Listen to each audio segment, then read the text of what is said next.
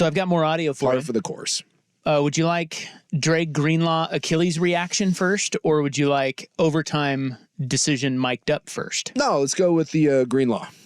Okay, well, you saw what happened with Dre Greenlaw, right? Yeah, it's just heartbreaking. Guy was running on the field all fired up, and he tore his Achilles. Yeah, so this is only about 30 seconds long, but of course NFL Network has all these guys mic'd. Yeah. And so you'll hear multiple guys. The oh no is Keith Warner. Fred Warner. Fred Warner. And then you'll hear Mahomes, but that's... I mean, at this point, when Mahomes speaks, you kind of know who that is, right? Yes. Because he sounds like... His voice is... Fozzie. I think it's more Kermit, but you know. Kermit. Yeah. A Muppet of some sort. I think Shanahan's on the headset. Like, he's the one that's like, wait, did he just really get hurt running out onto the field? So here's that audio. Hey! TV! 57 got hurt. 57 got hurt over there. You're not going to believe what happened. Watch 57, Dre Greenlaw, after the stop on the punt return. It doesn't look pretty. No!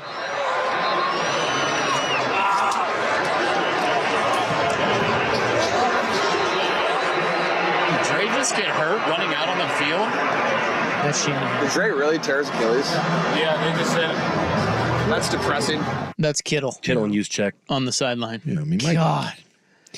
Shanahan, did Dre really just get hurt running out on the field? Yep. God. Yep. Okay, now to overtime decision, mic'd up Shanahan? dudes. Oh, is this Well, we've got It's a little bit of everybody. Yeah, there's a lot of guys in here, but the mic'd up stuff is great, by the way. It is. It just gives you a really good insight into what was happening, what people are thinking down there. Go with the toss? Yeah. Which way you want to kick it? They call it. They call it, right? Well, they got a coin flip. Yeah, they call it coin flip. It's their coin flip, right? Which way do you want to kick it? We want the ball, Fred. San Francisco, you are still the visitors. What is your call? Tails again. He called tails again. It is tails. You want the ball? Which way do you want to kick? We're going to kick that way. San Francisco will receive first in overtime. Good luck, gentlemen. They want it. They want the ball. They wanted it. Hey, they wanted it. They wanted it, baby. We want them to have the ball. They want it, they can have it. Hey, even if we score a touchdown, they still get the ball. I didn't know that. If we won the toss, we were going to kick off too. We got what we wanted. Yeah, so I didn't know that was Juszczyk. Yeah. And then obviously the Chiefs, Mahomes, he was quite happy. They're like, hey, that's all. I don't. They want the ball. I don't care what anyone says. When the other side is that excited about something, you made the wrong decision, in my opinion. You want to hear Travis Kelce talk about that? Yeah, This is on his pod. He did his podcast today with his brother, and here's what Kelce said about the overtime decision. You win the coin toss. That's what you get. You get the opportunity to have the advantage, and they handed it right over to us. Yeah, well, I mean, not trying to harp on the guy, but it was a huge, like when they said we want to receive, and the ref looked at Fred and he said, "Are you sure?" Yeah. You sure you want to receive? And he said, yeah, I want to receive. I want the ball. I was texting. Just like, I jumped out of my seat and said, hey, here we go. Let's go, boys. Perfect. They want to receive. We get second possession. We know exactly what they want. Defense, hold them. Just hold them to 3. I don't just hold them to 3. We're going to go down here and win this thing, baby. Freaking crazy. Really was. And come on, man. That's the players on the other team are like, this is great.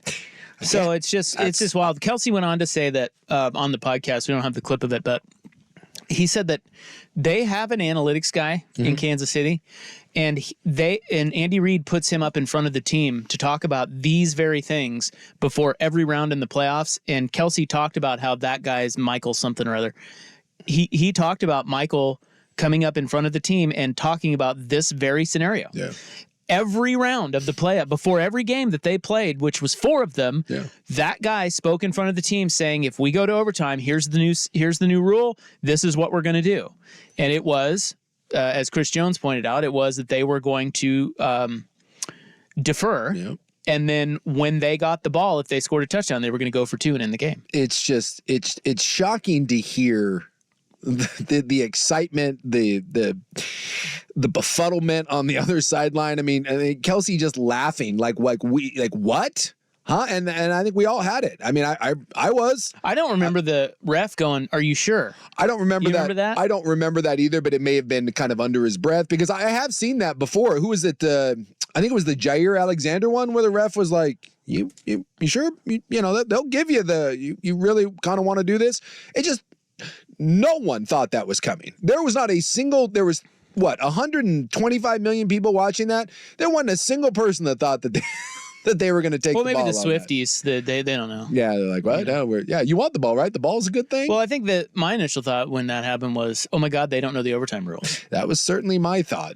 I had that. Oh my That'd be God! the only explanation. I'm like, are they? I think a lot of football fans didn't realize the overtime rules until after the game. I think that. Well, they told them about it during the game. I mean, they. Oh, for sure. But like I think there's enough going on there that people aren't paying attention to what the referees are saying. It's just like, oh yeah, of course they would take it because that's what they would do in regular season. Same way the players were thinking. I think some fans were thinking too. But you clearly have two sides who were thinking very differently. It's still this is one of those things that again, I don't know if it won or lost the game, but it will befuddle me forever that your idea was if it goes to a third possession, we have the advantage. You're thinking that far down the line. Boy, you got to have, I call those wheelbarrow balls. You got to have a wheelbarrow to put your balls in there. Randy Marsh. You just got to wheel those around to be like, you know what? We're fine. We'll wait for that third possession. We don't think that Mahomes guy can go down and beat us. I mean, the amount of confidence you have, that is Iron Balls McGinty stuff right there. And to be fair though, had they stopped Kansas City and they kicked a field goal, then, it would have been an advantage for them, but you got to get there in order for it to be an advantage, and they didn't. So you kind of look foolish. All right, up next, one last thing from that Spagnuolo conversation with Baldinger where they were talking about Mahomes. Mahomes told Baldinger something, and I want to get your opinion on this. Okay. About Mahomes. I want to go back and listen to this. You said it's about an hour.